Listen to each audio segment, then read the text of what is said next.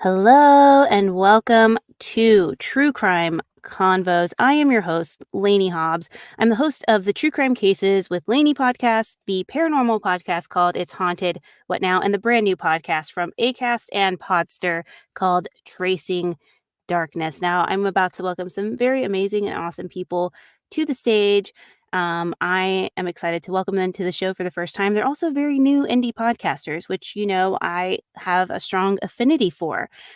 So welcome Shaun and John to the podcast. They host the Hey. Survivors podcast. So welcome to the show, y'all. I'm happy to have you here despite the crazy things that are going on right now. Can you give us, before we get started, actually, we want to say something. And since you guys are local to the area, I think for sure you should go first about what's kind of unfolded in Las Vegas. You want me to answer that one? Yeah. Unfortunately, today, around noon local time, there was a shooting on the campus of UNLV.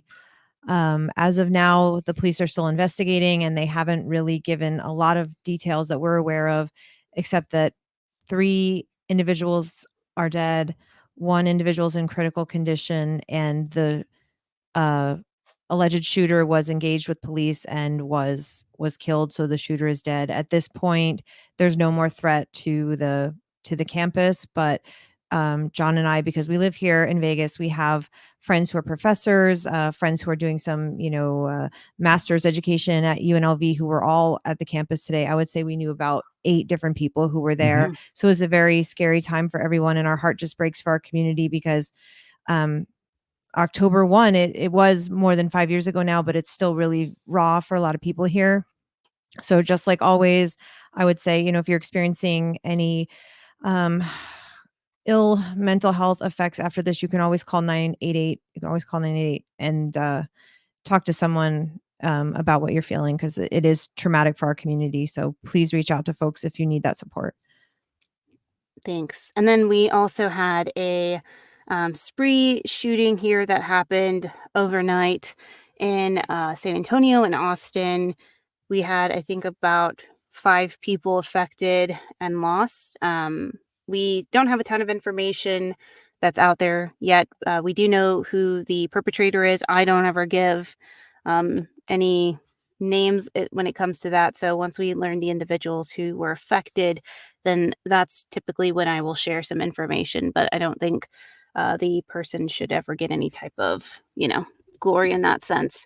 I would love to hear more about your show and what helped you kind of get started, what prompted you to create a podcast. You have been listeners for a while, so I always get so excited when I see listeners take the plunge and turn into creators. And I think it gives you hopefully a new appreciation of what podcasters do and the work that they do behind the scenes to create, compelling content. So give us some interesting tidbits on that. Yeah, it definitely does. And it especially, we find it impressive when people have more than one podcast, because I feel like some days we are drowning under the weight of a single podcast. Yes. So many kudos if you can handle more than one, or 4 in some cases. That's crazy. But really, the idea for our podcast, you're kind of partially responsible for, actually. Ah, So we went to the True Crime and Paranormal Podcast Festival in Austin this year. yes. I think, Shaun, did you go before, or was No, this? that was my first I was year. gonna say, Okay, this is you've the been to first other time we've ones. Yeah. Okay. So of course that's your festival, Lainey. It was great, and we absolutely recommend that everybody go buy tickets right now. Somebody throw up a Yay. link somewhere. We'll have to share that. And while we were there, as we were listening to all the speakers, it occurred to both of us that all of them, or not all of them, a lot of them had a domestic violence angle in many of the cases. Mhm. And the cases that we knew about for a long time, and cases we were just hearing about. And Shaun will tell you about her work, so I don't want to spoil her story there, and her background. But my immediate thought was that we always talk about the DV angle in these cases, and we're like, Mhm. oh, that is another. Let's talk about the DV there. Yeah. And so many of those cases happen here in Las Vegas, shockingly. So it made sense to us to, look into creating a podcast that addressed those two things, since nothing like that seemed to exist yet. Yeah. Yeah. I was surprised that there wasn't really a Vegas centric podcast for locations. I was True. surprised for true crime Yeah. podcasts. I mean, there's Yeah, literally been podcasts created everywhere for like yeah, every destination, but I'm But not here. surprised. Yeah. especially if you watch our local news at night, like John said, well, there'll be a case. It feels like there's a case every night that to us. It's probably not accurate, but it does feel like probably once a week there's something that we go, That's another one. Yeah. Put in the list. John said I would talk about my work a little bit. I studied criminal justice in college, and I'm just always curious about what causes crime, how we can build stronger communities and prevent crime. So I went to law school, but I really wanted to work in prevention. So my whole career, I've worked with agencies that either directly provided services to victims, especially victims of domestic violence or child abuse, or agencies that address the factors related to that, like mental health, substance abuse treatment, things like that. But I did go to CrimeCon Vegas in 2022. That might have been what you were thinking about when you said I went before. Yes, that is. And that was Gabby Petito's year where she was all over the news. Her story was all over the news. And I had some issues with the way that was covered and that was handled. And especially when I went to CrimeCon, it kind of sort of put the idea in my head that, the true crime community could do better. And when we went to your festival, it just kind of all clicked. Like John said, there's so much more we can be doing to address the issues of domestic violence as a part of the ethical true crime work we always want to be putting out there.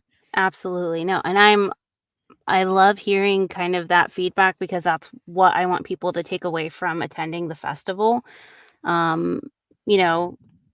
It's really geared towards supporting families and making sure they have a voice, when so often, especially within what we do, we are, being their voice in some way, and some are doing it, in a great way, and others are using it for their own gain without really care or consideration. Yeah.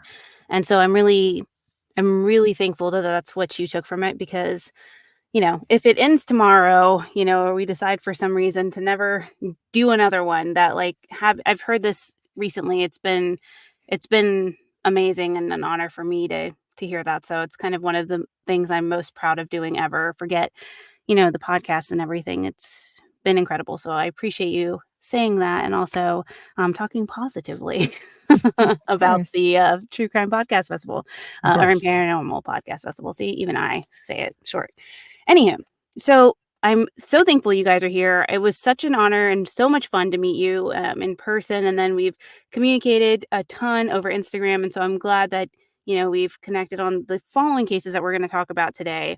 And I've been planning it. What you don't know while you're watching is that I am what I say is a Dumbledore. And we were supposed to do this like a week ago. And I was just like, God, Shaun is on it. She's just like keeping me on track and is like 2 weeks ahead of time and going for it. And then was like, hey, are you getting on this thing? And I was like, no, no, I'm not. But I'm really glad we could reschedule and kind of timely, because I just covered these cases maybe a couple of weeks ago. And to me, the first two cases have some really interesting similarities. And then Shaun, you recommended the last case, the Lululemon murders that were perpetrated by Brittany Norwood. And I was like, okay, that's amazing. Like, they all kind of work together, and there are some connections there that I think are really interesting. Now, if you're a listener who enjoys a deep dive, this will not be that. But you can definitely listen to some podcasts that do cover it. Obviously, self-promotion here. The Deceptive Co-eds episode that I did on True Crime Cases is out there for the Porco and Powell case specifically. And then there are a ton of great podcasts out there who have covered the Lululemon case. It's going to be... My recommendation, obviously, would be Gen Y if you like kind of a discussion. The Sisters Who Kill podcast. There's so many other. Mama Mysteries has done it. So many podcasts to select from. But the first case we're going to dive into is the Chris Porco case. This happened back in 2004, around November 15th. And so this occurred in Del Mar, New York, which It's really funny because I think Jay is on from J Boy Nation. If you are on YouTube or familiar with him, he has an incredible channel and an incredible following of people. I was on his show recently, and I had him read for the podcast actually, and I was really, like, wanting to have a New Yorker on there because this whole case, I mean, when you look back at the YouTube videos of the interrogation and then the investigators kinda doing follow-ups, they all have these really very thick, like, Long Island-y accents and everything, and so I was just like, "I want people to feel what this was like." But this involves the Porco family, right? So, the Porco family consisted of Peter, who was a law clerk to a man named Judge Cardona, and he had 2 sons with his wife, Joan, Jonathan, who was the eldest, and, Christopher, who was the youngest. Now, both of those sons did not live at home at the time the, attacks and murder occurred. Um, the reason that the murder was initially discovered was because Peter, who had been a law clerk, essentially, for Judge Cardona, who was a district, judge, he was extremely timely, always, showing up to work on time, rarely missed a day. If he did, he was communicating ahead of time. Everybody knows somebody like that who's just like, those perfect attendance kids at school turn into perfect attendance people at work and never miss a day, right? That was Peter. So when he was discovered as not being at work, people were really concerned, especially those he worked with and Judge Cardona. So he ends up sending a court officer to go and check on him. He says, "Listen, I really want to make sure he's okay. Who knows? Could have been that he overslept and he didn't think it was possible, but you know, stranger things have happened." So the officer ends up going, and the first thing he notices when he gets to the front door is that there's a key in the lock and the door is kind of pushed open just a little bit. And he's like, "This is really strange." So he pushes the door open.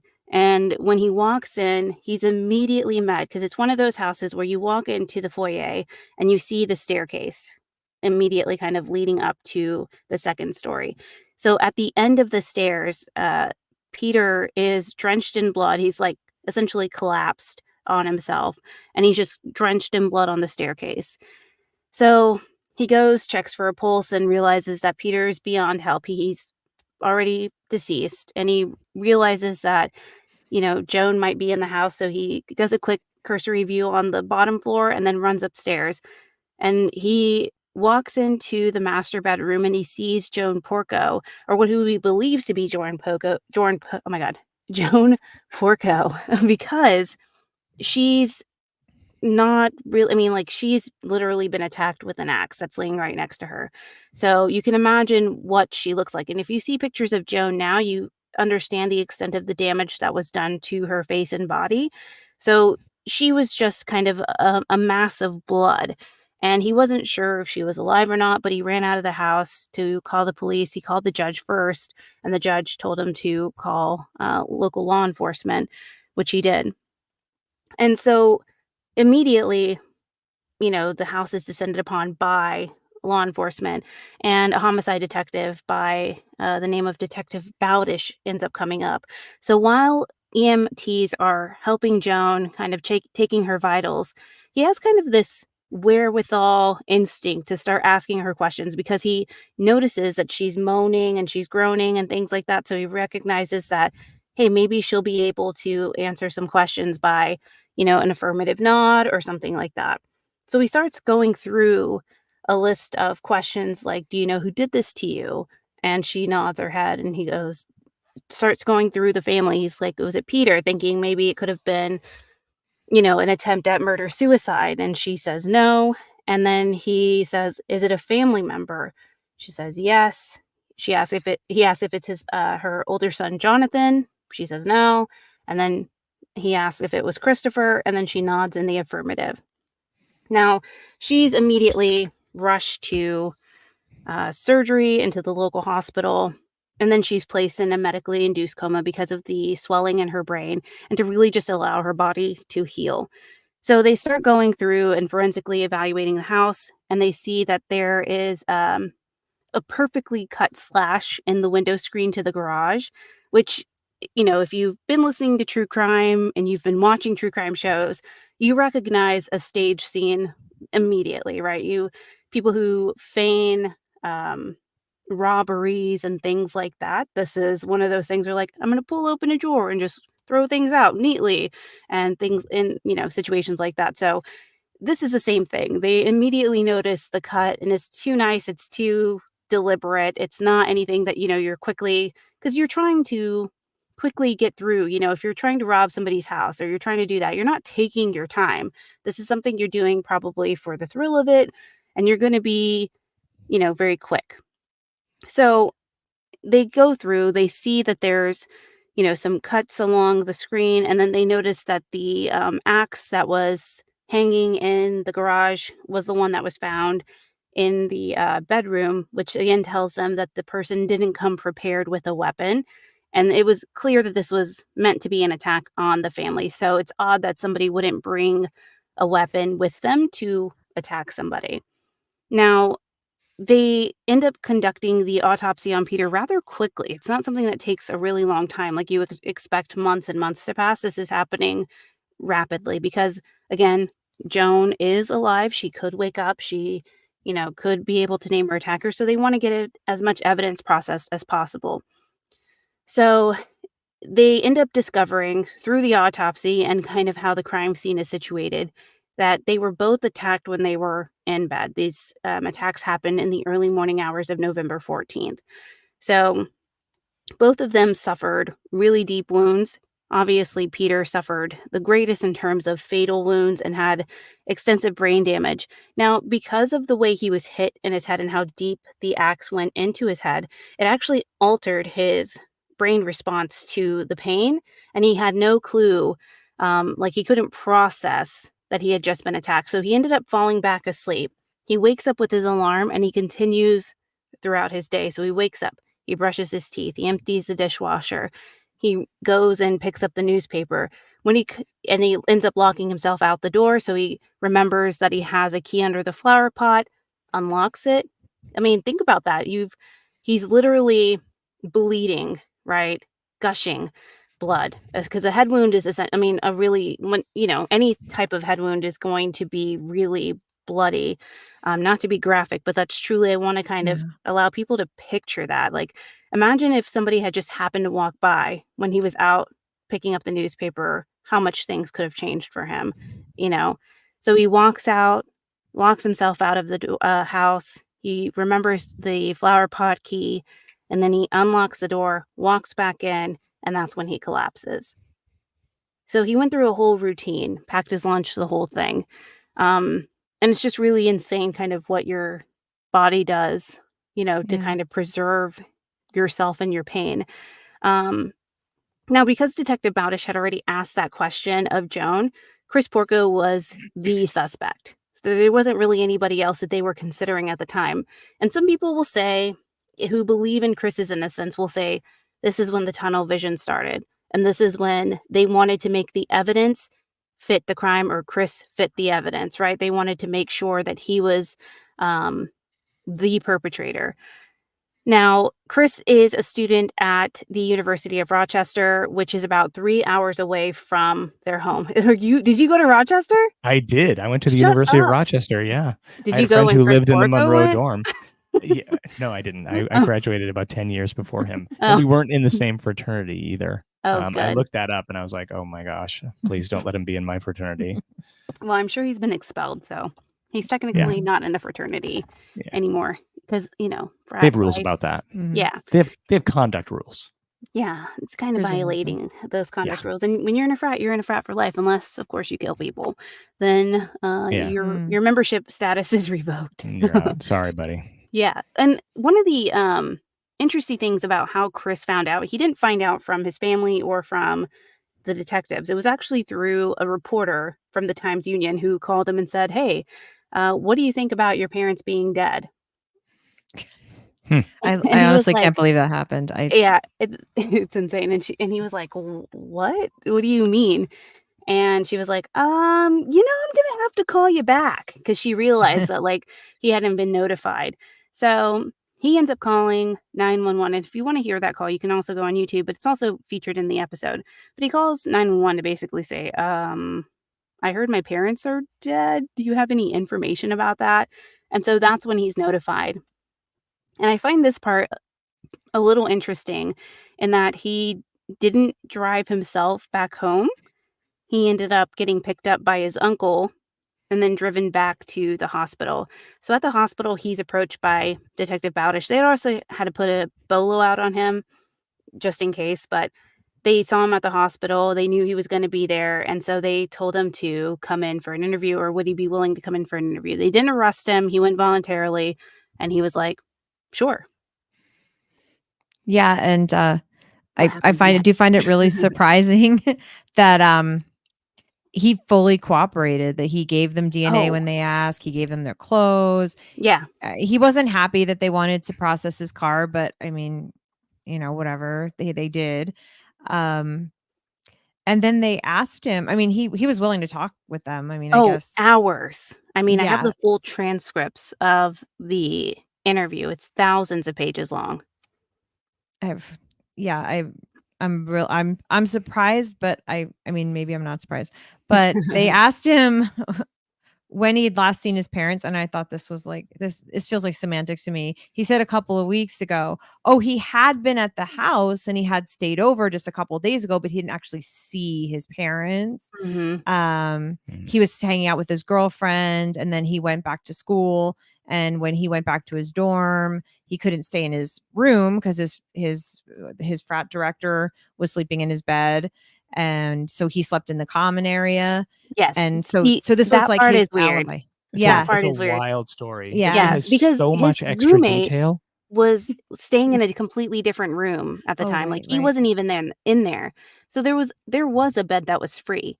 So he easily could have slept in his bed, and the director could have taken his roommate's bed. And I was like, "Why didn't anybody point that piece out? Like, why didn't anybody go, 'Where was your roommate?'" And they asked him that, and he said he was staying somewhere else.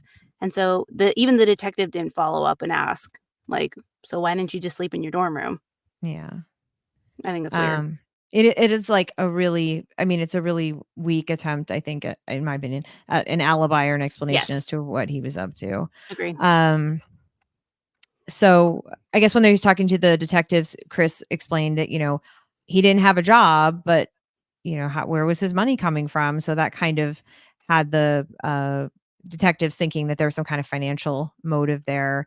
And I guess they found out that his dad, Peter, had co-signed for that yellow Jeep Wrangler Mhm. and that he was driving. And, they did ask around the dorm, like you said, about that alibi, but no one saw him in the common room where he was sleeping. I guess a bunch of guys were hanging out and they were watching Shrek 2 and they didn't remember seeing. That's my favorite part of the story, I know, Yeah, I definitely. know it I is. know, like, that's This what is stands out. It's like, "Guys, yeah, it's important it was Shrek too."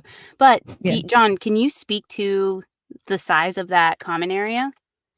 So the way Monroe, that dorm is laid out, it's sort of it's like a squished X, and Mhm. there are, if I'm remembering it right, there are bedrooms in all the different corners, like doubles, and maybe there's 3 doubles and 1 single, and the center is a large common area. So they're really, I guess it's possible you could come in and just go right to the common area Mhm. and But fall is it asleep, but you possible couldn't to get to your have bedroom without right. going through the common area. So if someone's sitting there watching Shrek, I mean, Shrek.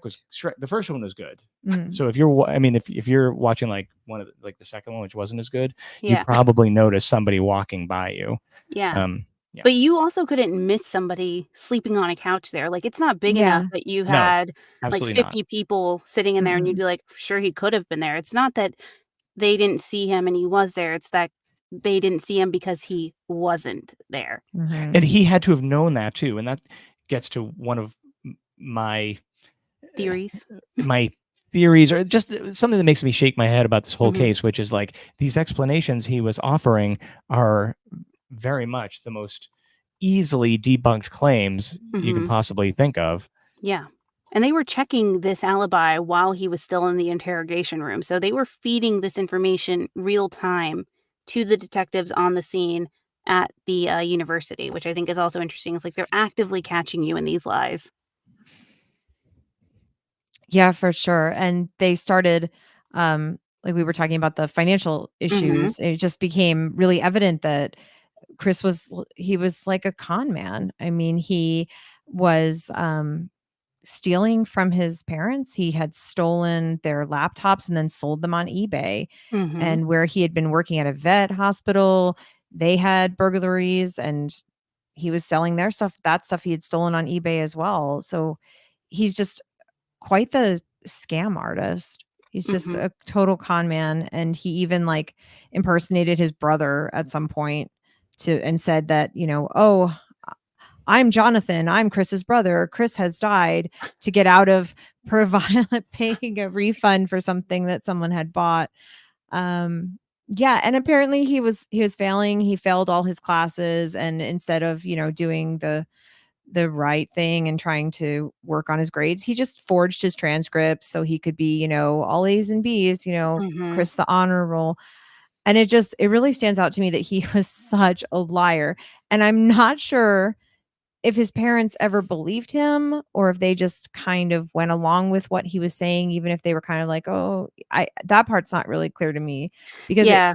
he fooled them about everything. Yeah. I think it's one of those things. We'll see. I think the similarities there with the Sydney Powell case too. I think it's one of those things um, where he talks about something so convincingly to his parents, and they also don't have proof. Like, he's providing them the transcripts, right? And I don't think that they're thinking, you've forged this. I'm thinking, Mm-hmm. wow, I think it would make you honestly probably feel guilty as a parent, thinking your kid is full of shit, and then they hand you transcripts, A and B, and you're like, man, I can't believe I thought my kid was, this liar, essentially. So I can imagine that they probably like gaslit themselves in this when it was really Chris doing it. Mm-hmm. So I'm trying to remember all the facts. So he lost a scholarship or something like that. So Yes. he needed to pay for his tuition. And I guess he tried to con his parents that there was some kind of issue that had to do with his grades being bad because a professor lost his final. And because the professor lost the final, the University of Rochester was going to be so generous, right? And just cover his tuition because of their mistake. God, I wish. That happens. That happens all That the would've time. I'm sure Yeah. it does. Yeah. They're like, "Oh, that's our bad, you guys. Don't worry about tuition. We got it from here." Yeah. And to be clear, the University of Rochester, when I went like Yeah. a long time ago, it seemed expensive at the time. It was like $20,000 a year. Now it's more like 60,000 a Oh, year. wow. So very it was expensive. probably in the 40,000 a year range when he went. So this, I mean, it's an Yeah, they're expensive not private shirking school. themselves. 40K. Yeah, Yeah, no they're not way. going to choke that down. Yeah. Mm-mm. Yeah. So he asked his parents, okay, let's take out a loan. So I can pay the extra fees that the school won't cover. I just have to pay the fees. Tuition's done. But I have to pay the fees. So they Mhm. said, he told them, oh, it's going to be a loan for $2,000, but he accidentally took out a loan of $30,000. So he Whoops. paid his It happens. tuition, It happens. paid his fees, and then bought that Jeep. Zeros. How do they Yeah. work? And yeah, and he made a mistake. It was a mistake. Yeah, Mm. it was an accounting error. Yeah. It was an Right, accounting error in right. his favor. Yes. And he didn't bother to correct it. Right. Mm-mm. So, yeah, I'm Um, always curious how he ends up getting away with things like this. Mm-hmm. Yeah, and the other thing is, I don't know if he thought he was going to get away with this stuff or like how long he thought he could keep this grift going, but Mhm. he forged his father's signature to secure the loan and then ghosted his parents for weeks and assuming, I guess, that they'd never find out. And again, going to like, how long did you think you could keep this up? Yeah, it's Um, 30K. I mean, do you think Citibank's not going to make the call? Well, it turns out they did, Yeah. and they contacted Peter, confirming, the loan. And this, of course, alerted his dad to what was going on. So Peter, who is obviously very upset by this, really frustrated with his son, and is probably starting to wonder what the heck is going on. He emails Chris about it. I don't know if he tried to call first, but he emailed. I don't know how Yeah, to call always it. calling. Yes. Yeah. And this is just 2 weeks before his murder, and then again, the incident with the yellow Jeep, the Mhm. unmistakable, absolutely unmistakable yellow Jeep Yeah. that Chris got on eBay. He used his father's funds. He says that he didn't forge that one, but he definitely got his father to co-sign for that one. Didn't he, scammed his way in, so he probably impersonated his father to get the co-sign on that. His father found out about that, and at that point his father said, like, listen, if you do this again, we're going to have I'm going to take legal action, because, by the way, his dad works for a also law went to law office. school. Yes. Yeah, also went to law school. Not the right person to mess with. No. But in a heroic act of solid parenting, signs the email and says, we still love you, but basically you have to cut this out. Yeah. So the police start to identify these patterns of behavior, which are very clear. It appeared to me, like, as I was learning about this case, that it was like, there are puzzles that have like 1,000 pieces that have all very similar colors, and it's very difficult to pick out the edges and fit all the pieces together. And then there are some puzzles that have 4 pieces that are like a dog, and you're like, I'm going to fit this puzzle together in 5 minutes. And this is sort of that sort of a puzzle to me. Really quick. It was really quick. Like, everything fell apart right away.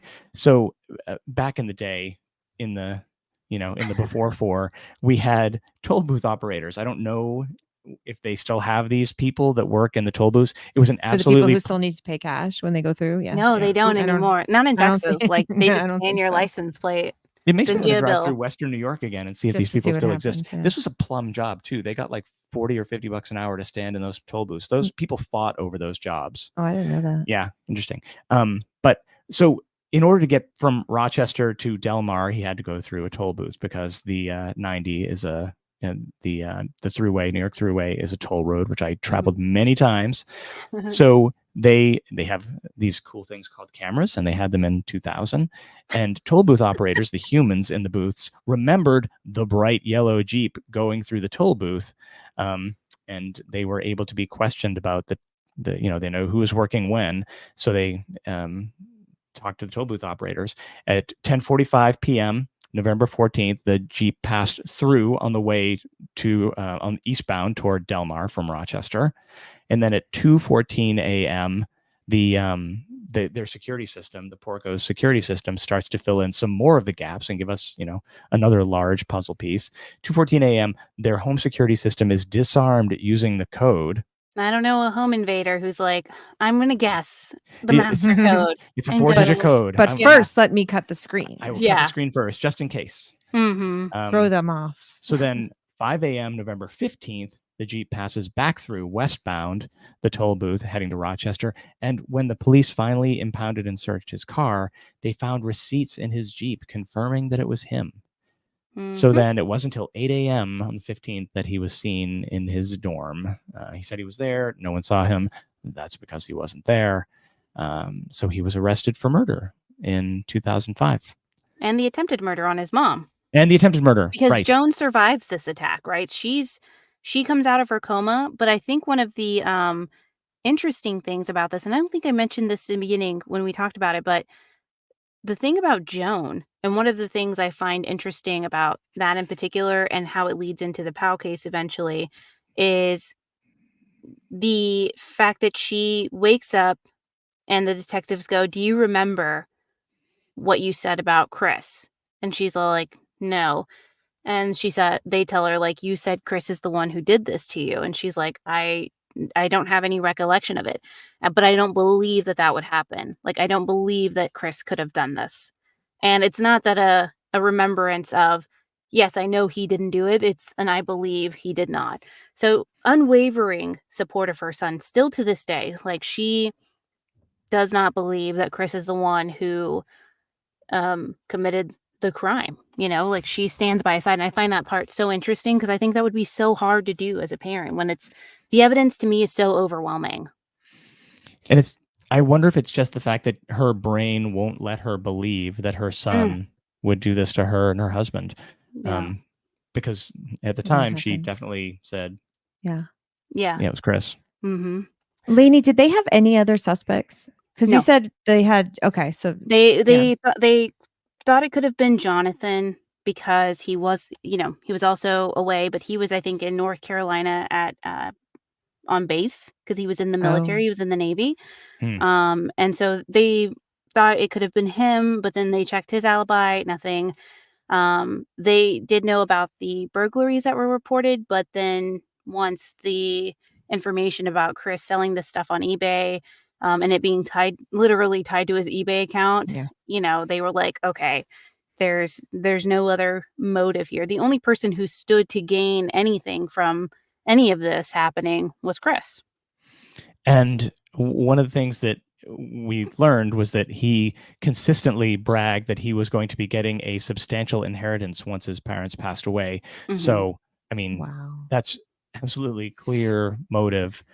He's having money problems. He's bragging about his large Mhm. inheritance. So, also the fact that his father is now catching him in the act and threatening him with consequences, from Yeah. all the stealing. Yeah. And it's of course, yeah. No, go ahead. I was going to say, it makes sense that the police would stop looking. There are definitely instances where that bias comes in, and you think to yourself, I can't believe the police are still looking at this guy. Their bias is taken over, and this is not the guy. And it turns out that it's not eventually, and they won't look at any other suspects. But in this case, it seems the evidence was just so overwhelming that, like, Yes. why would they look at somebody else? So despite the fact that his mom supported him and said, couldn't have been him, he was found guilty and given a minimum sentence of 50 years in prison. And Yeah. he has made appeals on some different and Grounds. kind of sketchy grounds, but none have been successful. So he is currently living out most of the rest of his life in prison.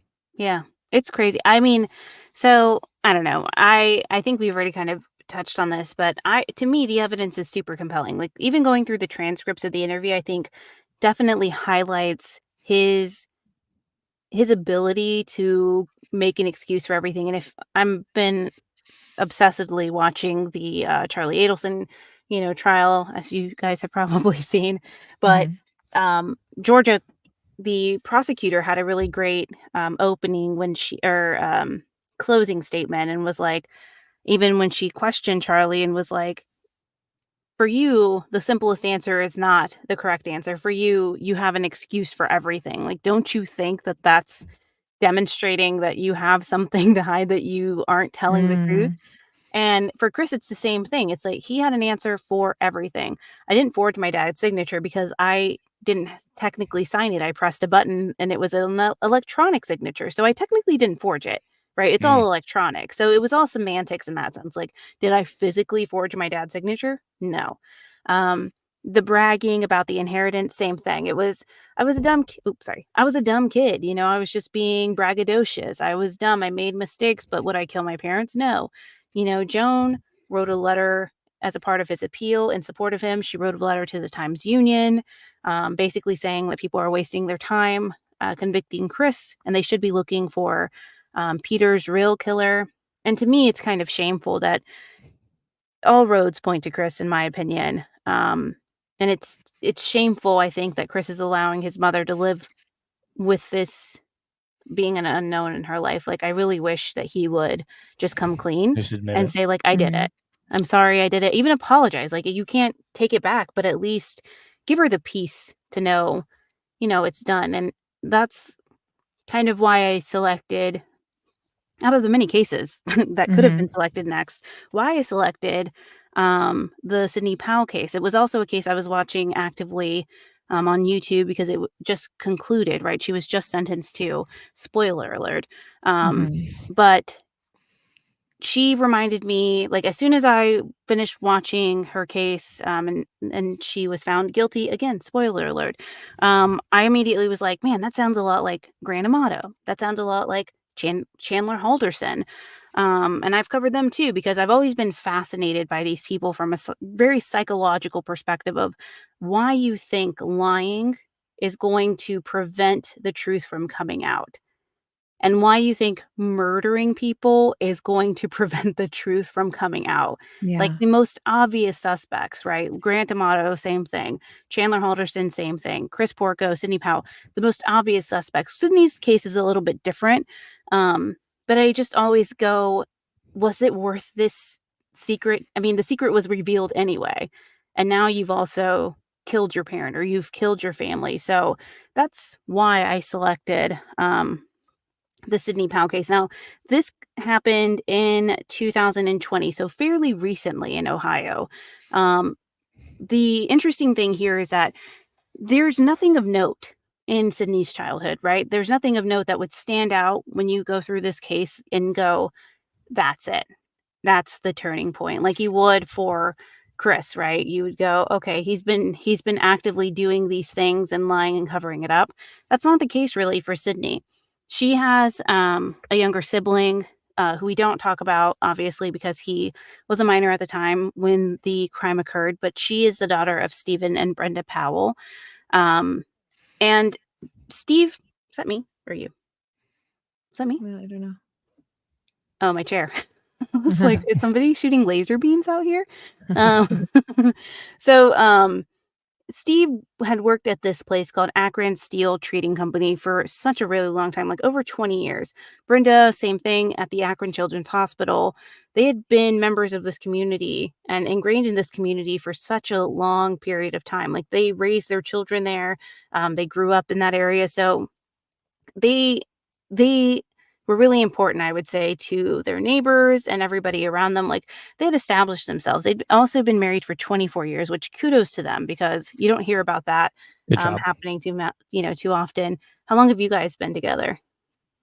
We've been together like 10, 11 years. Yeah. And 12. Yeah. married like 5. Yeah. 6, 5, Yeah. 6. Oh my I gosh. should know that. Wait, I should know that. you should know that. When did you get married? 5. 2018. It was 5. 2018. Yeah. So right it was after 5 me. years. July crazy. 8th. July 8th, 2018. Boom. Wow. Nice. See? Yeah. Nice. I You remember won. that because we didn't get married 7/7 because of everything was booked because 7/7. 7/7. Yeah. Oh, lucky 7. Yeah. Right? Yeah. Okay, so yeah, you don't hear about that. I've been around with my husband about the same time. Together almost 10 years and then married 7, I think. No, I don't know how long we've been married. Since It's a good run. 2017. We'll make it maybe. 24. Yeah, well, I mean, I hope so, right? I Yeah. have no desire Yeah. to divorce because there's literally nobody else on the planet who could deal with me. People are the and worst. he actively chose to like procreate with me. So I was like, you crazy. You crazy, and I have to stay with you. But so the Powells, again, nothing of Sydney's childhood. Up until she went to college, she had a quote unquote normal childhood, very stable. She was, high GPA in high school, friendly, introverted in some respects until you got to know her. I call those people like ambiverted, right? Like they're really outgoing with their close friends, but in a bigger group, they're a little bit more introverted. Now, the Powells use this app. I've never used it in my life, but I know many people who do. Use the Life 360 app, which is kind of like the Find My Friends feature on an iPhone, but I think a little bit more sophisticated because it can actually send you like alerts and things like that. Have you guys ever used that before? I haven't, but it came up in the research we did for one of our Tech Corner episodes about stalking. Oh, really? Interestingly, because Yeah. Can you use it without people knowing? So abusers often put stalkerware on their significant other's phone. So like Shaun works at a domestic violence shelter, so that's one of the things that when people enter the people show shelter, up, you you got have to make sure they turn off all location finding just to be extra be safe. Because I guess that's kind of the point. Like I guess if you had a Life 360, you have to remember to kick people off of it. I mean, I feel like Sydney kind of forgot that her parents could see where she was at all times based on her behavior later as it comes up and stuff. So I agree. I think you have to be careful who has access. Yeah. I do think there is a good use case for that app though. Mm. I feel like it's a little bit helicoptery from a parenting perspective, but I get it. I get that urge because we definitely have like the Find My Fellow Humans set up on our phones. Yeah. And it's like really useful. Like it is. I mean, I do it for everybody. Yeah. Mm-hmm. Even traveling and stuff like that, like with the friends I'm traveling with. So like when we went to the Studio Both and opening back in up in Massachusetts, we were all staying at the same house and we were all traveling together. So I was like, I want to make sure in case anybody like wanders off in this super quaint town that I know where they're at. And, like I want to be a responsible friend too. So if anything does happen, I want to know like where they were. And I also want them to know where I am in case, something happens to me or whatever. Mhm. So I'm the same boat. Like, I get the purpose of it. I am insanely paranoid about safety and security and all that stuff. So I am happy to use everything, Yeah. but I think it's also a fair warning for people who are in relationships or engaged in behavior that, is not healthy, that this app can not be a great thing for them. But for the Powells, they were using it really to make sure their kids were okay. They used it for their minor son. They used it for Sydney. And it was just a way for all of them to kind of keep track with it, with each other. So it's 10:30 on the morning of March 3rd. And Sydney was supposed to be at school in the university. I think she was like an hour and a half away. But the Life 360 app ends up pinging Steve and Brenda saying, like, hey, Sydney just showed up at home. And they're like, well, this is strange. You should be at school. Like, spring break hasn't happened. Spring break was the next week. And they're like, you should definitely be at school. So why are you here? Right. Um, but there was something that had happened earlier that day where they received a call from the university. Steve and Brenda received a call from the university to say, like, hey, that check you sent, we are going to end up sending it back because Sydney's no longer enrolled. And they're like, that's weird. Hmm. So Steve's like, I'm going to go home and talk to Sydney about this. And I think one of the interesting things, even though he is, staunchly on his daughter's side in terms of supporting her and everything and wanting her home, he ends up leaving his phone at work so that Sydney's not alerted to the fact that he left work and is on his way home. And to me, I think that's really telling, you know, that Like he could tell something was off. yeah, that he's Mhm. like, I don't want to alert her, so I'm just going to say, I'm just going to show up to the house, which is what he does. They have a conversation according to him, and his testimony, oh my gosh. His testimony is so heartbreaking, because he's having a dual perspective of the shoulda, woulda, coulda that I think is a knife to the heart, really, of not only do you have the, "If I would have stayed, I could have maybe prevented this," and "If I would have had a conversation and not told Brenda to go to the house, I could have prevented that." So you can see that scene playing in his head, and it's devastating to watch. It's devastating to see him go through that, and you really feel for him in that moment when you're watching him testify on the stand. It's incredibly heartbreaking. Um, but he goes home to speak to her. They go through everything. Sydney starts telling him, like, "I don't know what I wanna do with my life. I feel like a loser. I feel like I don't have anything planned out." And he's being really gracious and supportive with her and telling her, like, "Listen, not a lot of people at your age have their life figured out or know what they wanna do. It's totally fine, like, we will figure it out. There's a way to move forward. We just gotta call the school, so, your mom's gonna come home." He says they had a really great relationship, so I'm gonna call your mom, she's gonna come home. You guys can work it out, talk to your mom about it, and let's see what happens. He calls Brenda and he tells her, and she's like, "Okay, I'll head home." So Brenda ends up calling back the university. She gets a voicemail and she says, "Hey, I need you to give me a call back so we can talk about what's going on with Sydney." And Steve goes back to work. So she last contacted him, Brenda did, at 12:30, sending him a text saying, like, "Hey, I just pulled up." So between 12:30 and 12:40, the university ends up calling Brenda back and saying, like, "Hey, I wanted to talk to you about Sydney and just kind of answer as many questions as I possibly can." Because, once your kid's an adult and they go to university, this isn't like high school. You can't just go and ask, about their grades or ask about anything. Their information's private, even to their parents. So, they have to have permission from Sydney to discuss these things.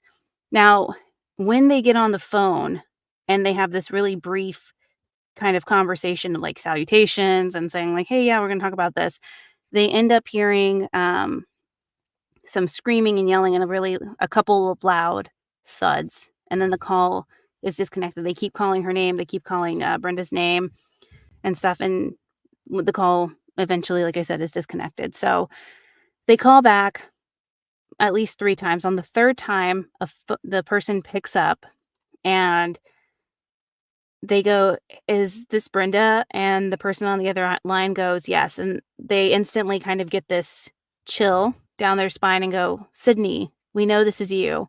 And then the phone hangs up. So that's when they call the police to say, like, you should do a welfare check at this address. We heard some commotion and some yelling and screaming. So we think that, something's going on or somebody's been injured. We don't know for sure. So this call goes out on the radio, and a person calls Steve, like a officer that they knew, ends up calling Steve and says, like, "Hey, something's going on at your house," or whatever. So he ends up calling Sydney. We'll get into that a little bit, but I watched the body cam photo of when they first approach the house and everything, Oh, and yeah. they end up coming up to the house. It's so weird to watch, and everything's blurred, which is great. But they walk up to the house, and you hear Sydney. They open the door. She kind of comes running out at the same time. She's yelling at them to help her mom. Her hands are covered in blood. She's shaking. She's saying, like, the officer's trying to calm her down, also getting her outside until, she starts saying, somebody broke in, and my mom told me to get out, and I ran outside, but then I heard my mom screaming, so I ran back inside, and doesn't say, of course, which way the person went, how they left the house or anything like that. But she says, like, I came back and my mom was lying in a pool of blood. They end up finding Brenda in the master bedroom, and next to her is a frying pan, like a cast iron frying pan, essentially, and a steak knife that was still embedded in her body, like in her neck. She had so many stab wounds, blunt force trauma to her head, and she was still breathing when the officers arrived. EMTs end up taking her to the hospital, and she's pronounced dead when she arrives. So Steven, you see him kind of drive up, right? Because he had already been alerted by his officer Mm. friend. You see him drive up, and he's telling them what he could about this, about Sydney and about Brenda. And they're asking him, does she have any mental health issues? And he's like, no, like Brenda was supposed to call the school. He was so confused. Um, and he didn't know what was going on. And you find out later that this friend of his in the police force hears the radio call to his address and calls him and says, hey, I think there's something going on at your house. And he's like, oh, let me call Sydney and let me call Brenda. He calls Brenda, no answer. He tries her again, no answer. He calls Sydney. She answers the phone, according to him, very calm, and is like, hello, Mhm. And he's like, well, is everything okay? And she's like, yeah, mom is on the phone with the school, which at the time Brenda had already been stabbed and was dying on the floor. Um, and she's like, yeah, mom's talking on the phone with the school. And he goes, oh, okay, well, officer so and so just called me and said that they have officers, police going to the house because of a commotion or something. And then instantaneously she changes and she starts freaking out, screaming, and she says, somebody broke in. I was down in the basement and mom told me, screamed at me to run, get out of the house. Somebody came. And so he was just like, can you imagine like the emotional whiplash that's happening there when you're like, yeah, everything's fine. Oh my God. Like that's how quick it happened for him. And Wow. she started saying, somebody had broken in. So that whole thing happened. What happens after that? You mentioned that he told the police that she didn't have any mental health issues, that she was struggling in school, but things were getting worked out. Mm-hmm. And yeah, I guess I'm just wondering, I mean, was he in denial when he said that, or did he not notice, or did he just never see that in her? But her reaction was that she collapsed to the ground and he had to comfort her. She kind of went like unresponsive, like catatonic, Yes. and she was like tapping her head against the concrete. And they had her taken to the hospital and put under a psychiatric hold. And um, yeah, that while she was there, she told them what had happened to her and her mom. And her story was that she heard glass shatter in the basement because someone was breaking in, and then she blacked out. And when she regained consciousness, she found a knife in her mother's neck, and she did everything she could to stop the bleeding. But this is in direct conflict with that phone call you just talked about. It doesn't make any sense at all. Um, So to doctors, they see that there's a number of issues that she's going through. They said that she appeared to be having she was in a psychotic state, and it was likely that she had schizophrenia and a depressive disorder, and that she, like so many people do, she was able to hide the signs from those around her and Mhm. to appear um neurotypical. She was a perfectionist though, and she had a deep fear of failure. It just wasn't an option for her. Um, so given all of this, immediately after she left the hospital, she was charged under suspicion of murder, and she was released on bail just 2 days later. But I think the big question is, why did this happen? Why did she do this? Why did she attack her mom?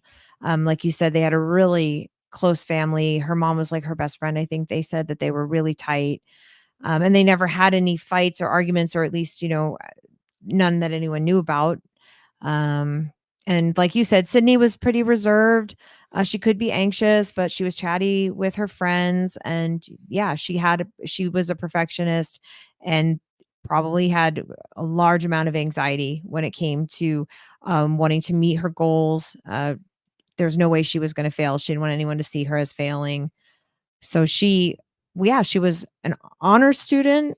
She earned a scholarship to the university she was at, but it seems like that change between high school life and college life was a real challenge for her. Yeah. And her grades were not where they had been in high school. She only had a 2.2, so she had been placed on probation.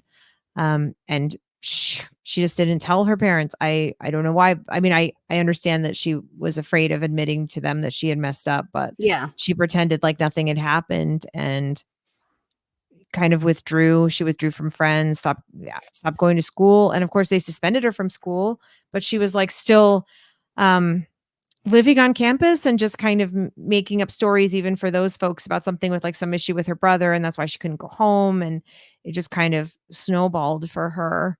Yeah. And It was eventually, really sad they forced her to out to of the move dorm, out. and that's Yeah. why she was home on March 3rd. It's amazing that she Mhm. got through almost half a semester faking it like that. It's Yeah, pretty it's amazing. amazing. They kept giving her. They kept Yeah. saying, "Listen, Sydney, you're no longer enrolled here. We'll give you a few more days, and then but you have to get out of the dorms." Mhm. And she was like, "Yeah, I'm working on it. I'm working on it." And she like stayed as long as she could. Yeah. Mhm. And it seemed like the pressure had been building in her for a long time, like the pressure that she put on herself. It doesn't seem to me like her parents put a lot of pressure on her, although I don't know that for sure, but it Yeah. seems like she put a lot of pressure on Mhm. herself. And then, like you said, that transition to college is tough, man. It is. I Yeah. know when I went to college, there was like, for example, I'll give you an example. So I thought I was super smart in high school.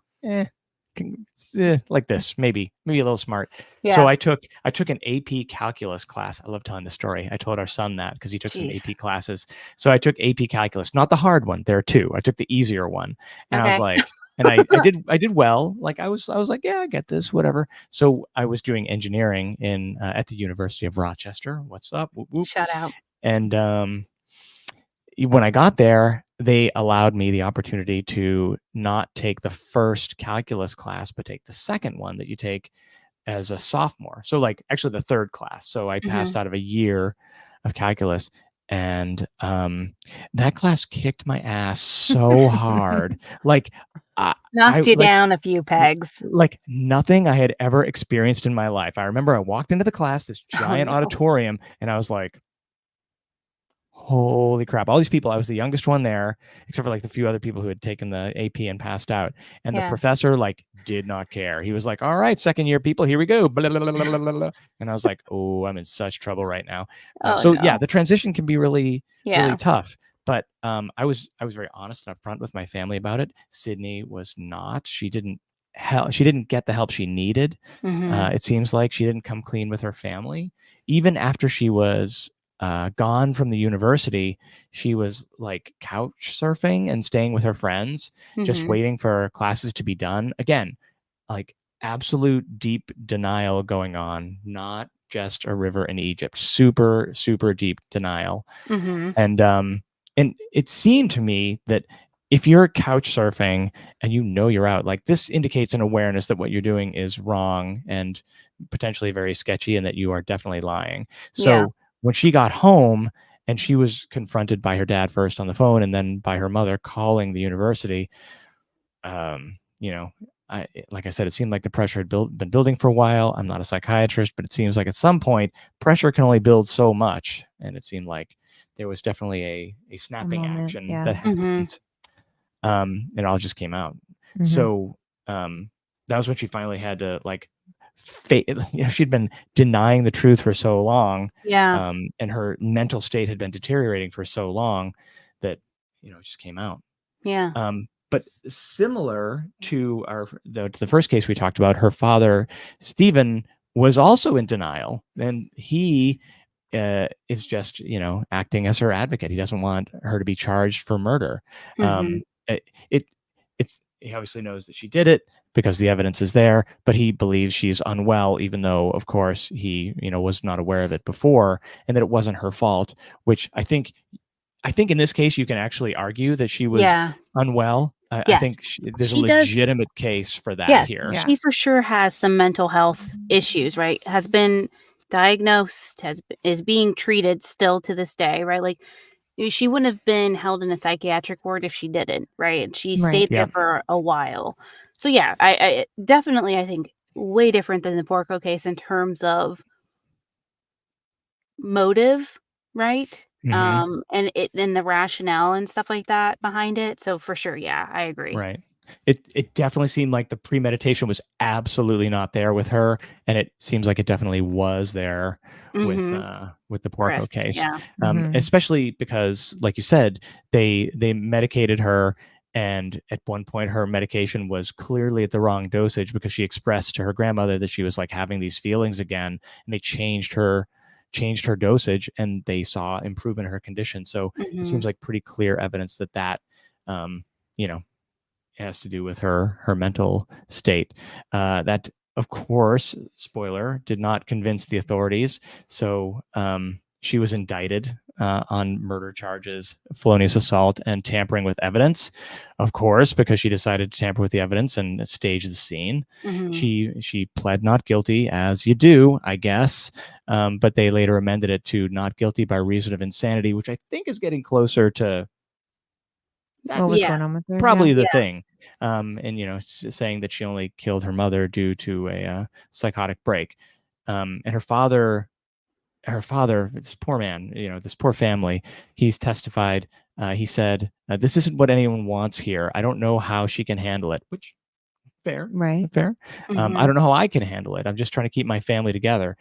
You see these stories all the time, and the result is the family is utterly destroyed, right? Mhm. The prosecution, unmoved. They don't feel like there's any proof that she was legally insane at the time of murder. I feel like that's a topic for another podcast that I'm not qualified to address. Yeah. But Yeah.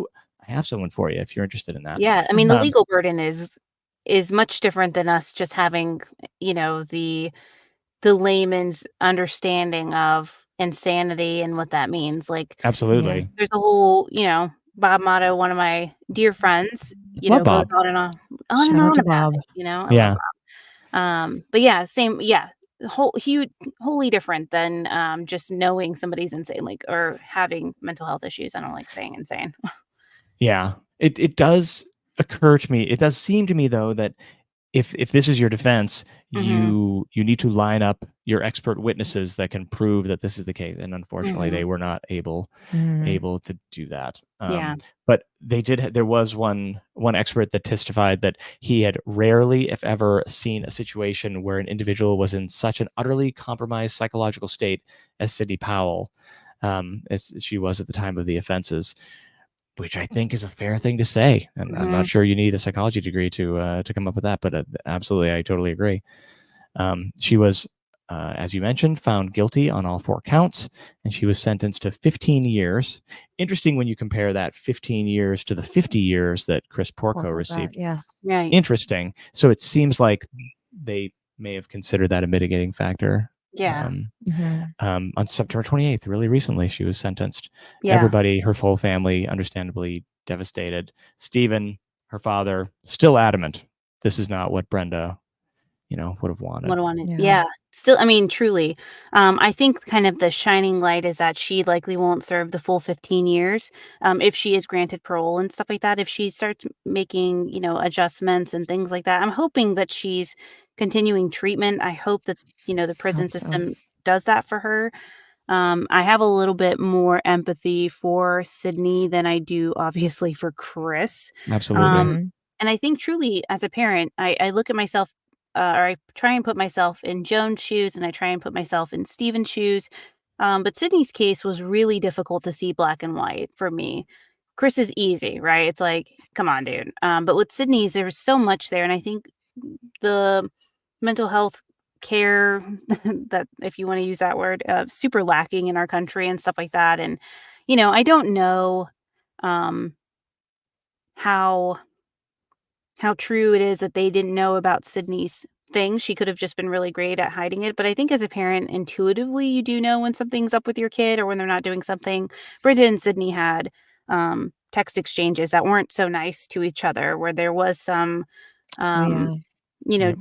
some trust that was lacking on both of their sides and stuff. But I think Sydney's dad talking on behalf of his wife, um, was really devastating to me, because I couldn't imagine being in that position to try and be the voice for my spouse who's deceased, for me, love of my life, they were together 24 years. And Mhm. then your child, who you would likely lay your life down for, or switch places with them in an instant, trying to save somebody. And the complete helplessness that you can see he feels when he's testifying or when he's speaking about this, I wish I could hug him, because it's it's really sad. And I'm glad that in some way, even though it's a 15 years to life sentence, I don't think that she will serve the full term. I think she will be granted parole, probably within 7 to 8 years, because good behavior and everything trims a lot of time down. So hopefully, she does that, and as well. But yeah, so I understand not putting a ton of leniency on that case, because again, precedence means that if this happens again and if somebody uses the same excuse, then that could change it for other people. But now we're going into the Norwood case, the Lululemon murders case. I know not a lot of people like it to be said that, but colloquially, that's how it's known within the true crime community. Um, but yeah, I think I would love for you to share why you selected this case as a kind of third string to these last two cases we covered. Uh, I guess it jumped out at me. I mean, there's a couple things that I see are similar, and as we get into the details, I think I hope that everyone else sees what I see. But I mean, Chris and Sydney and Brittany Norwood, I mean, they're all kind of around the same age, Mm-hmm. and it seems like their motive for the murders are similar in some ways. And like I said, some of the other details that they lean into in their stories, they just kind of seem similar to me. I think that's why that one jumped out at me. Yeah, I Um, saw it. So. yeah, this crime, I mean, it's called the Lululemon murders because murder because it happened at a Lululemon store in Bethesda Row, Maryland, in March 12th, 2011. Um, so a worker arrived at the Lululemon store to open it up, when her shift started, and she heard a noise inside. So she got nervous and she asked, a guy outside, like, "Hey, will you help me search what's going on in the store?" And the store was an absolute bloodbath. Mm. There were two bodies in the back of the store. They called the police, and when the police arrived, they discovered one of the two victims was still alive. Both of these people, they're both employees at the store. So Brittany Norwood, she's 27 years old. She was bound by zip ties in the bathroom in the back of the store. She's alive. She's badly bruised and she's bloody.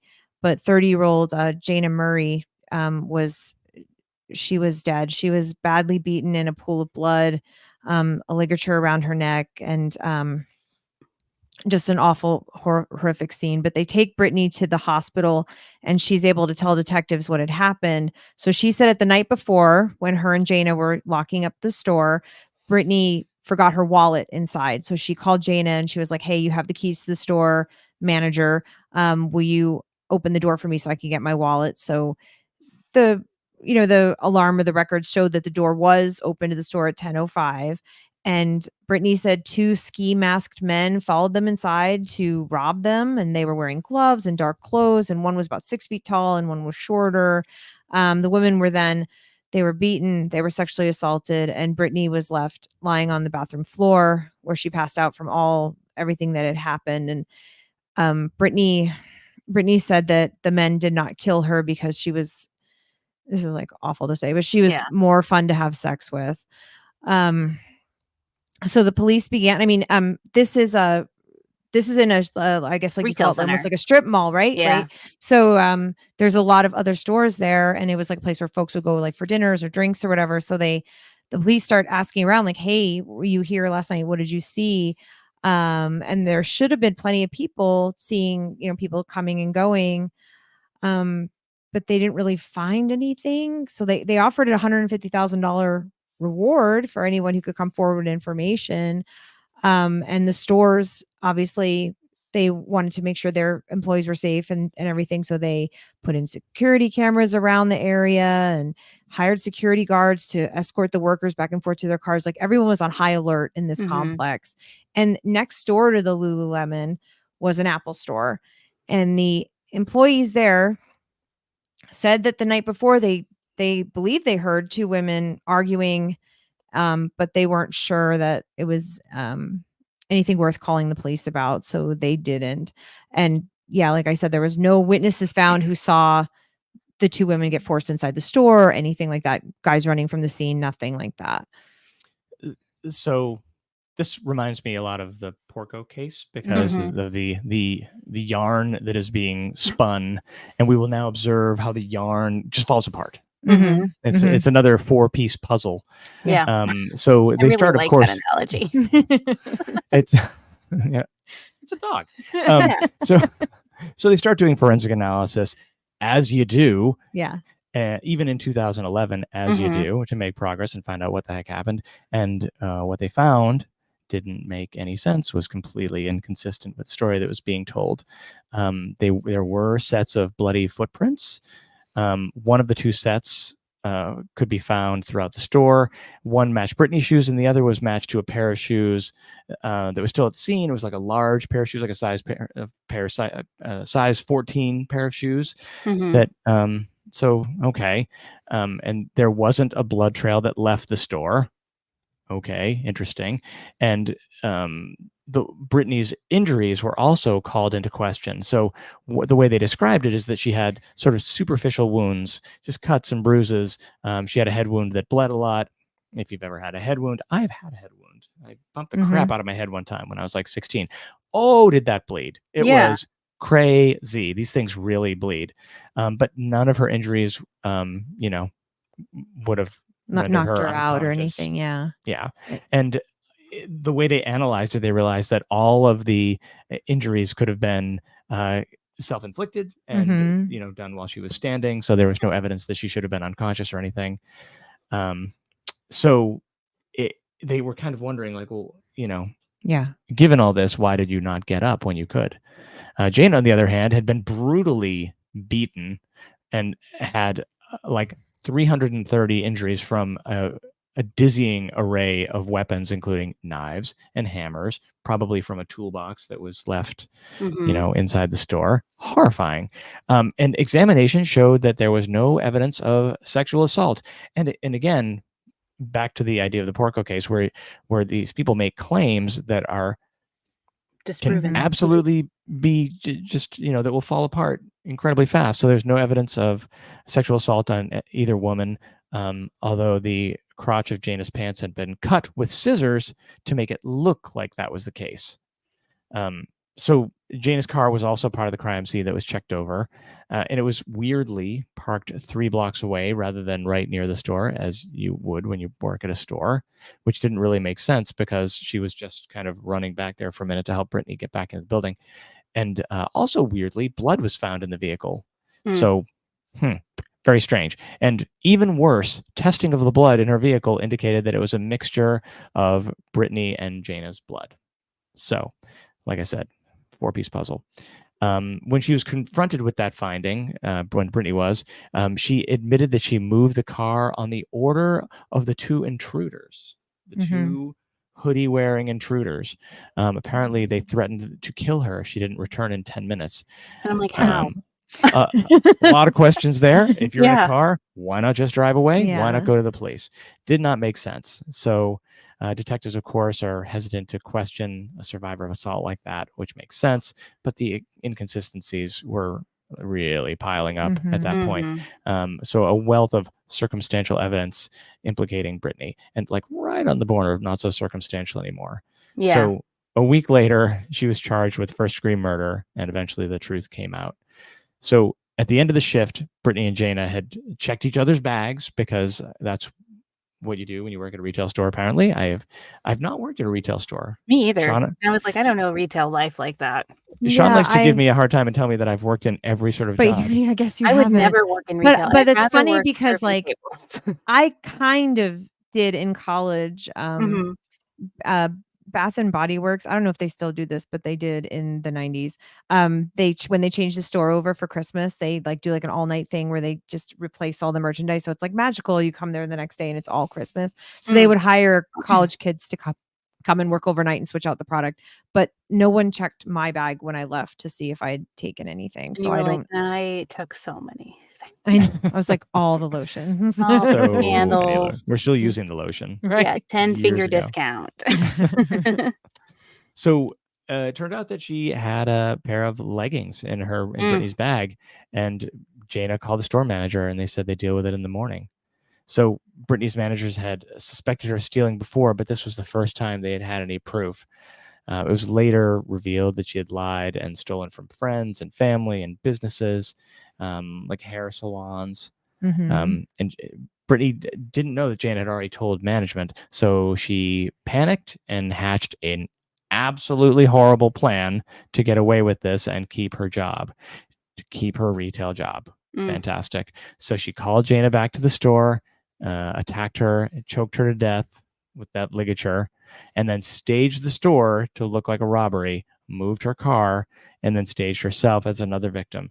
I don't know where she got the zip ties. I'm not sure who keeps zip ties with them, but They were in the store. Oh, they were in all right. the supply closet. Oh, I guess for putting. Like you know how you with some of the clothing and stuff like that. Oh yeah, that makes sense. Or Okay, I was keep gonna the say if shoes you keep together. zip ties with you, I mean, look in the technically, mirror yes, and I figure do. out why that is. You'd probably. I have a unless you're in little retail. container of zip ties in my car, but You don't carry for them with you. purposes. And are they like they're not like these zip ties. They're not. No, big enough for, they're like humans. I mean, That's good. yeah, no, I have a thing that I've rigged up for my kids since the back of my car doesn't have air vents, which is crazy to me. It's only in the front, and stuff. So I have this like long tubey thing that connects to the air vent in that the is front so cool. and Oh, like goes smart. over her. So because it's Texas, and gets Right. super hot. So yeah, I have zip ties in there for that. In Right. case I like your alibi. Thank you. That's a good explanation. Solid. I've worked on it. I've worked on it. Yeah, I've that's had good. time to think about You're it. practiced. You're Yeah. you're not the level of liar that Chris Porco is. Thank I'm goodness. better. So those Apple employees, when they testified, they said that they heard Jana saying, "Talk to me, don't do this," and then "God help me." That's so sad. Yeah, horrifying. And So crazy that you would not call the police on the God help yeah, me they time. reported that they thought it was just And the drama. security guard was also there. Just Like drama. I've seen the I've listened to a ton of podcasts about it too, but have seen when they cover the case like on ID and stuff like that. Like they're sitting in the store, like scrolling on an iPad or an iPod or whatever, and they're just chilling. And I'm like, you hear that and you don't think, and that's how you. I mean, Yeah, I don't understand that. You're not doing a good job. Mm-hmm. You're bad at your job. Yeah. So by the time this made it to trial, of course, there was so much evidence that the defense team didn't even try to plead innocence. Instead, they just tried to mitigate the sentence and say that it wasn't premeditated, which, I all get. right, okay, I get that. That's fine. And the fact that, unfortunately, that she had staged the scene sort of kind of defeated this claim for the jurors, apparently. And as the autopsy showed, the most vicious blows were aimed at her, Jana's head, unfortunately. So in January of 2012, January 27th, Brittany was sentenced to life in prison, Wow. where it is probably better that she stays, Yeah. respectfully. Yeah. So like I was saying, I chose these cases I chose this case to go in the set Mhm. because the motives of the three definitely seem similar, that they're trying to, like you said, trying to prevent the truth of something from coming out. Mhm. And the details of the crimes are so brutal to me. Just horrific. Like the weapons they chose to use, the how they went about it. I see a similarity there too, which I don't know if indicates like rage or that it was really spontaneous in the moment. And it also seems like their families are either somewhat in denial about what their adult children are capable of. Brittany's dad, I guess, tried to plead for her to receive a lighter sentence, like, saying that she is a good person. And I think, like you said, it's really hard as a parent, to think of your kids in like a black and white way. Mhm. And like we said, Brittany had that history of theft, and she too, I read that she too had lost an academic scholarship after being caught stealing from a classmate, which really makes me think of like that's something the three of them also have in common, right? Yeah. And Chris Porco seemed to have sticky fingers. He was always stealing things, so it's like the two, Brittany and Chris, have that in common. And they all kind of, or at least Sydney more so, concocted the story about a break-in, another person being responsible, is also really similar to Brittany. So it's just the idea that, what was their motive seems so small. I mean, I guess as an adult, even thinking back to my 20s, it just seemed like these were really minor things that are Mhm. totally, you can cope with, you can get through them, kind of like Stephen tried to tell Sydney, like, this is part of growing up, you can get through this. Like, shoplifting a pair of leggings doesn't need to end someone's life, but Like, it's like truly there's some, probably won't see jail time for it. Like, you're yeah, gonna pay a fine. like you're gonna lose your job, yeah, for For sure. sure. But these, and I think that's what's really startling about them when you look at them as a whole. It's just these little mistakes that people make all the time, or these little stumbling blocks that young adults have, just turning into these awful tragedies. Mhm. I And agree. the thing that sticks out to me is the craziness of the stories that I'm going to just say that Chris and Brittany spun. I'm going to put Sydney in a separate category where it seems like there's the mental health issue, so we'll put that one aside. But the craziness of the stories that were spun, but really even doesn't. They had to know on some level that they were going to fall apart with just even the most cursory analysis. This house of Mhm. cards was just going to Yeah. Yeah. fall over quickly. I agree. I'm so paranoid. I'm not going to make a U-turn in a school zone. I think I'm going to get stopped inside it. They just put up a no U-turn sign at our kids' school. We used You're to make a better than U-turn me. there.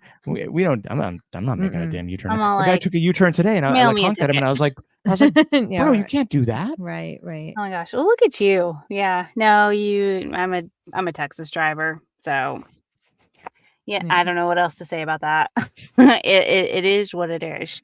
But I totally get it. And definitely in line with everything you guys are saying as it relates to those three cases. And like I said, unfortunately, these types of cases with these motives, whether it's, parent to child or vice versa, or even in Brittany's case, like this was not somebody she was related to. She really had no stake in the game in that sense, right? Like you could have easily just Mhm. walked away, but there was too much going on. Like, I mean, it's all just really confounding to me that these little minor things, like you said, are just mountains for them, and they feel insurmountable to them, so much so that they're willing to do these really permanent things for a very Yeah. temporary, problem, which is, again, just strange to me. I wish more than anything I could have like a frank conversation with him where it wasn't going to like penalize them in any of their appeals, but to just know, like, I could give them, like, truth serum and be like, "All right, let's talk about this. Like, what's the Yeah. thought process here?" Yeah. Like, I so wish I could do that. Um, because I truly do. I just wanna know why. That's what got me into true crime is wanting to ask the why behind things and discover the why Mhm. behind things, and, what I found in the time that I've been doing this is that you really don't get any unless they're being Yeah. forthcoming, and even then, um, most of the time, like when you see like the killer speaks and stuff like that, like these are people who are likely diagnosed as, you know, narcissist in some way, have Mhm. some signs of sociopathy and everything, even though like psychopathy and sociopathy aren't used anymore, but you get the idea. Um, are, are used to lying. So even then they're not being truthful. Like I don't think they're Mhm. capable of being truthful. I think one of the most chilling things I've ever seen that I've watched several times just to kind of go, um, like this is how evil is watching BTK's elocution Uh-huh. on his crimes and what he did and just how blank and unmoved he was, like he was asking, you know, being asked his coffee order, like, "I take my coffee with some cream and sugar." Like, that's how easy it was for him to go through all of these things. If you've never seen that, I highly recommend watching it only because you can truly see, like, there's no emotion here. So when I see things like Killer Speaks and it's somebody who's committed, like, incredibly atrocious crimes, I'm like and then they're crying and they're, like, expressing remorse. I don't believe it. Mm. Because I've seen somebody who's done the most terrible of things, and his victims were widespread, have absolutely no emotion whatsoever. And again, the mental health side of it in terms of the disorders or personality disorders obviously vary, but, you know, to me, it's really just kind of strange to see, and that's kind of what I've been chasing this whole time is the why, and I know that I'll never get it. I'm the dog. I wouldn't know what to do if I catch the car, you know? Yeah. But anywho, I definitely want to thank you guys for joining me today. Sorry we went over, but as Oh, a no, it's listener, you're awesome. Thank probably you. very happy about this. That you know you get almost 2 hour episode out of us. Wow. I really enjoyed having you both on to discuss these cases, and it's I love doing this show in particular because I can talk about cases the way I can't, the way I want to, and what I don't do on my show with True Crime Cases with Lainey is I don't ever offer any of my opinion. I don't give any. Um, you know, Yeah. things in there Yep. that I tell you the case and that's it. I let you come up with your own opinion. I think the only time you ever see me kind of emote, most recently, obviously, is with the Oakley case, Mm. because that was really personal to me, and I struggled with it so greatly. But you know, I love doing this show in particular because I get to talk it out with other people and learn from others and how they think too. So, you know, to me, these nuances are super important to talk about and gain some perspective on the cases, why we selected them, our own thoughts about them. So people, you know, kind of see what went into making the episode. So, without further ado, just let us know where the audience can find you. And of course, as you guys know, I will always put the links in the show notes. You're awesome. Thank you. Yeah, we had a good time, like kind of like you said. I mean, these cases are very not at all likely to be cases that we would cover on Sins and Survivors because we're very regional focused on Las Vegas and maybe some of the surrounding rural communities Hmm. and domestic violence cases in particular. So we even though we John and I talked about these cases, we never would have had this, the opportunity to share our thoughts with everyone. So we appreciate this as Absolutely. well. Sins and Survivors is on all the podcast platforms. Our website is sinsandsurvivors.com, and you can find us on Instagram, TikTok, Facebook at Sins and Survivors. We have new episodes that come out every Tuesday. Yep. Yesterday's episode was part two. Our first time we've done a two-parter. Mm. The story of Camille Dardanes Dotson. She went missing in Las Vegas in 1994, and everyone needs to go listen to part one first, and then to part two. Just dropped today. In a couple weeks, we're going to be talking about a very, very related case of Camille's first abusive Mm. husband, whose name is Gary Dotson, who was the first person ever to be exonerated by DNA evidence. Normally not something we would cover, but Yeah. we were It's like, really compelling. it's Yeah, really I was interesting. like, Gary is an abuser, but his story is something that all true crime fans could really get into with the DNA exoneration. I Right. believe it was 1989. Yep. Oh, So wow. Yeah. before OJ, before, so it's really an interesting, compelling story. So we're looking forward to sharing that with everyone. Yeah, Oh, it was the awesome. first Yeah. goat rodeo of a case. Yeah. I Yeah, mean, that's true and too. weekly too. So kudos to you guys. I could Woo-hoo. never do it. I tried once and I was like, no thanks. Well, thank you both for joining me. I really appreciate Thank it. you. This Thank was you all awesome. for joining us live if you were watching us on Facebook, YouTube, Twitch, and on Twitter, because I refuse to call it X. So on Twitter and all that fun stuff. Thank you all for joining us. Thanks to the people in the comments. I didn't highlight any of them today, but thank you for joining us. I really, really appreciate it. And yeah, that does it for tonight. Thanks, guys. Thank you. Thanks, guys. I'm gonna Bye. end the